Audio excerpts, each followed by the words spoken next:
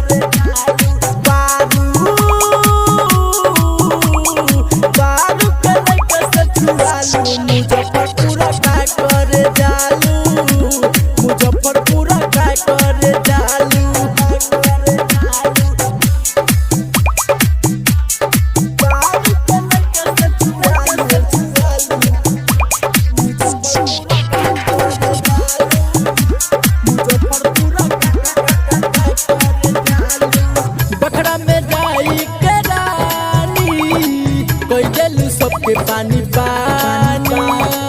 रेवा में चर्चा बाबेसी मकर में कोई माना मानी बखरा में जाई के रानी कोई देलू सबके पानी पानी रेवा में चर्चा बाबेसी मकर में कोई माना मानी बसरा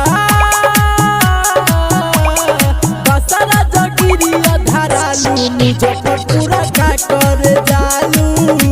मुजफ्फरपुरा का कर जालू